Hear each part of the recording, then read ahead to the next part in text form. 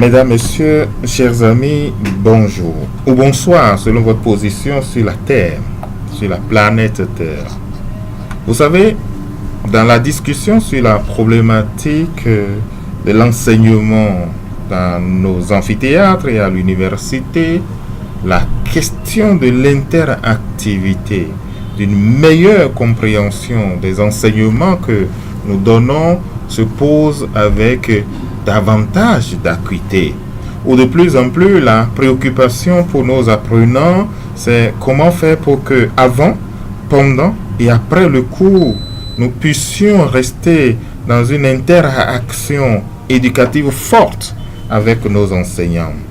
Pour répondre à cette préoccupation, j'ai décidé d'offrir cette plateforme interactive à tous mes apprenants, à tous mes étudiants, mais également à toutes les personnes qui décident de s'intéresser d'une manière ou d'une autre à cette merveilleuse science qu'est la sociologie. Donc de manière régulière, des plages vous seront proposées directement par mes expériences dans mes amphithéâtres, mais également à partir de vos préoccupations. Donc c'est une page que je souhaite interactive sur la base de vos questions ou de vos questionnements. On pourrait l'animer ensemble et apporter un ensemble de réponses. La première expérience, la première leçon, si vous voulez, que nous allons présenter aujourd'hui, c'est un tout bon démarrage. Ce que c'est que la sociologie. L'une des toutes premières questions auxquelles nous sommes confrontés, c'est de définir ce que c'est que la sociologie. Je réponds aujourd'hui en disant que l'une des choses, l'un des points de désaccord de tous les sociologues, c'est leur accord quant à l'impossibilité, c'est leur accord quant à l'impossibilité d'avoir une seule et unique définition de la sociologie. Autrement dit, les sociologues sont d'accord sur leur désaccord quant à la définition unique à donner au mot sociologie. Je dirais que la sociologie se définira brutalement de deux manières. Sociologus, la science de la société. Une fois que on est rentré dans cette définition à la limite étymologique du mot composé de deux racines, on en sortira en proposant un ensemble de définitions qu'ont donné les auteurs. Je vais commencer par le premier, le plus auguste, Auguste Comte. Auguste Comte est incontestablement celui qui, tout en inventant le mot sociologie, tout en le systématisant, lui a donné toute son ampleur d'études scientifiques de la société. Il définit donc la société comme l'étude scientifique de la société. C'est à travers la thèse positiviste de cet auteur qu'il lui assigne une mission de réforme sociale de la société. Auguste Comte distingue deux aspects fondamentaux et complémentaires à l'intérieur de la science. Il y a pour lui la statistique sociale et puis la dynamique sociale.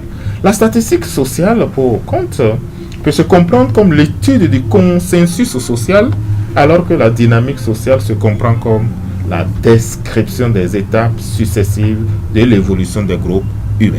Voilà ce que dit Auguste Comte.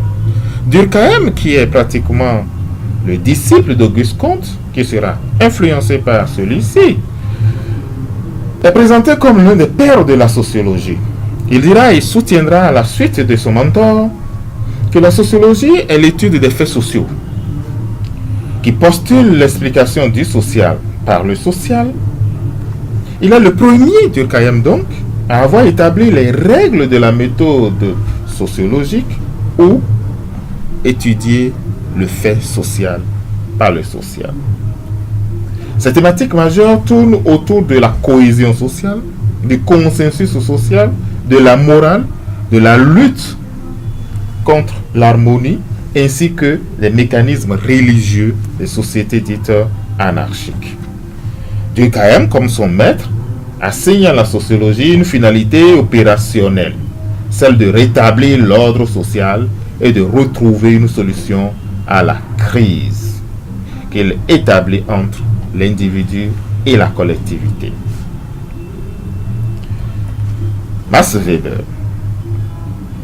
Max Weber définit la position selon laquelle la sociologie est d'abord la compréhension des faits sociaux, considérée comme une élaboration, une construction à partir des choix opérés par le sociologue. Pour Weber, la sociologie est la science de l'action sociale.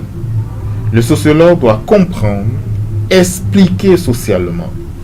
Il dira notamment: nous entendons par sociologie une science qui se propose de comprendre par interprétation l'activité sociale et par là même expliquer causalement son déroulement et ses effets. On le trouvera dans Économie et Société à la page 28, tome 1. Marcel Mauss, un autre sociologue, définit la sociologie comme une science anthropologique qui, en plus de la présentation collective, s'occupe de la morphologie sociale d'un côté et de la physiologie sociale de l'autre. On reviendra plus tard sur le contenu de morphologie sociale et de physiologie sociale. Quant à Norbert Elias, il attribue à la sociologie une meilleure connaissance des interactions humaines et de leur représentation parmi les principales thématiques de la sociologie. De Norbert Elias, il y a bien évidemment la question de contraintes sociales. Cette notion d'interdépendance sociale est celle de la configuration sociale. Si nous regardons du côté de Raymond Aron, il estime que la sociologie est une étude scientifique du social et se situe ainsi au niveau élémentaire des relations interpersonnelles qu'on peut identifier à travers plusieurs situations. Le niveau interpersonnel, microscopique, miniature, et le niveau des classes sociales, macroscopique donc. Pour Jean-Pierre Cotte, la sociologie est l'explication des régularités sociales par des régularités sociales. On y voit donc dans ce choix que nous avons fait qu'autant il y a de sociologues, autant il y a de sociologues.